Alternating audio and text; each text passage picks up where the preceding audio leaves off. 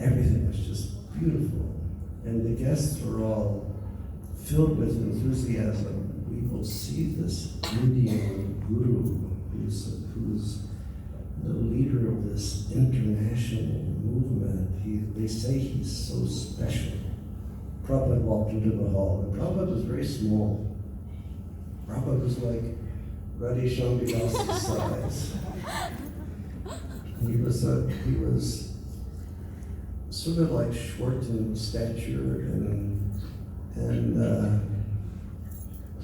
he wasn't a big person, but he was effulgent because he was filled with Krishna. And Prabhupada walked in the hall, and everybody was so stunned to see Srila Prabhupada, and they were putting so many garlands on Srila Prabhupada. And then they went up, and Prabhupada sat down on this beautiful seat, and they came and they gave him more garlands, and they arranged the microphone, and Srila Prabhupada's servant sat down next to him, and Srila Prabhupada looked at the servant and he said, "Tonight you speak." And generally when your guru gives you an instruction, speak in front of me, generally you get stricken with a little bit of terror. And this devotee looked up and he said, "No, Srila Prabhupada. They have come here to see you and to hear you. Better you speak." Prabhupada said, "I am your guru. I gave you the instruction to speak." And so the devotee was very humble. And he took the microphone and he took a deep breath and he began speaking. And everything he said was correct. He said, "We're not this body, but we're the soul inside the body. The soul has the same nature as Krishna. It's eternal, it's full of knowledge, and it's full of bliss. But because we have a minute quantity of independence, we misidentify with this temporary nature, so we think we're temporary. Like we think we're Indians, we think we're men, we think we're women, we think we're BJP, we think we're Congress, we think that we're so many different things." He was speaking everything very, very nicely. And he said, and Krishna says in the Gita, there are different processes for purifying the consciousness from this misidentification. You can do karma yoga, you can do jnana yoga, you can do mystic yoga, you can do bhakti yoga. And he said, in the essence of this bhakti yoga process, the foundation is to chant Krishna's holy name. And then the disciple, and Prabhupada was just sitting there, smiling.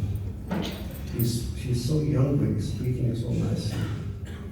And then the disciple said, "Krishna is present in his holy name." And at that point, Srila Prabhupada went.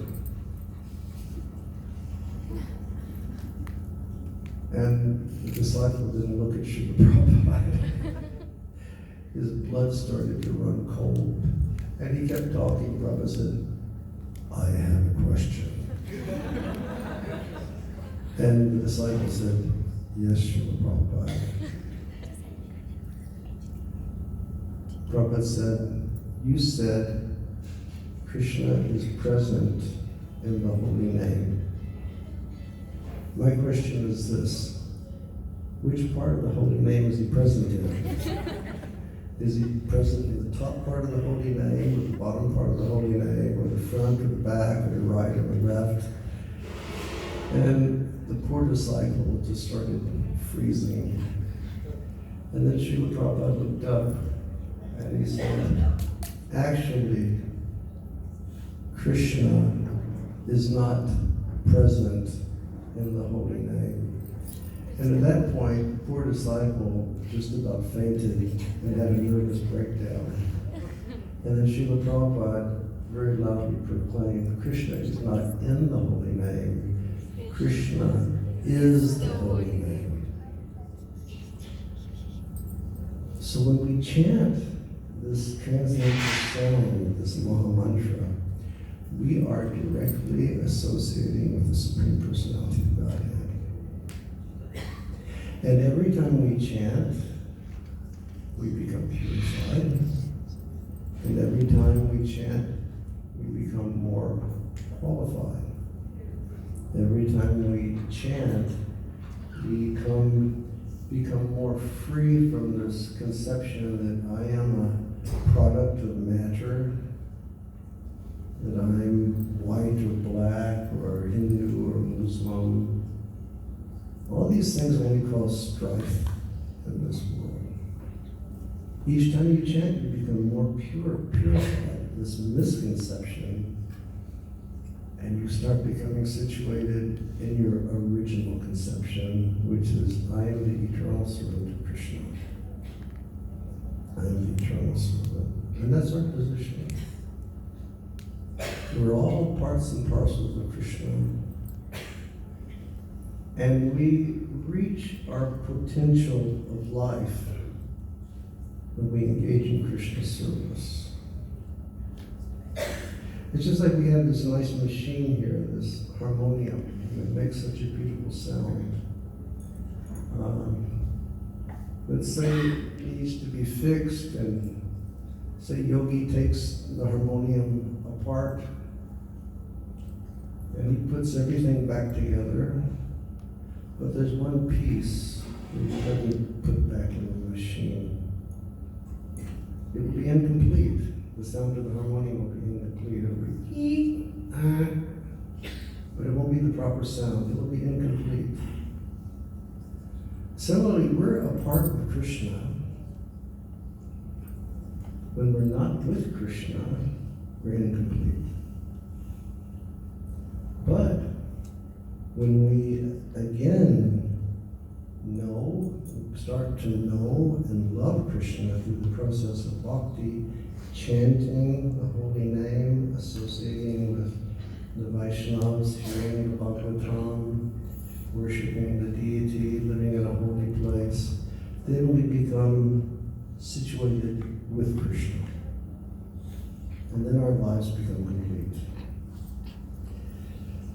So we'd like to request all of our friends here, carry on with your chanting. And each day try to chant with more attention. Each day try to chant with a pure spirit. Chant the holy name, because you love Krishna.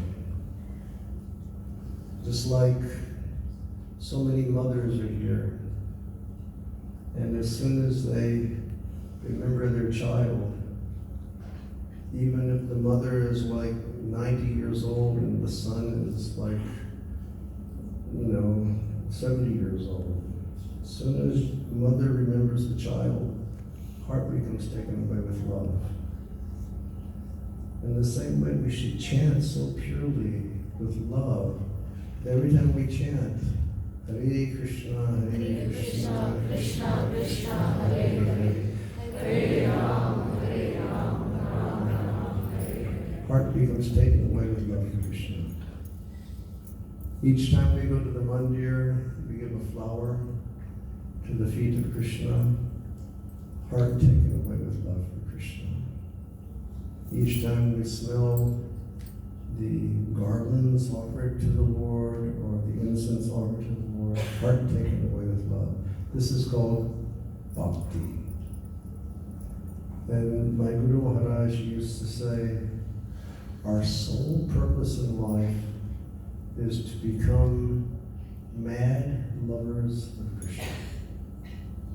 That's our business. Of course, Bhava Purana says, Savai Pum Samparo Ramo Yadogakya Yoksate. Ahaiduki Apratiyata Yatna Suprasiti. Bhagavatam says there are many dharmas. And coming from your culture, you know that there are many dharmas. You have your dharma to your parents. You have your dharma to your children. You have your dharma to your community. You have your dharma to society. You have so many dharmas to fulfill.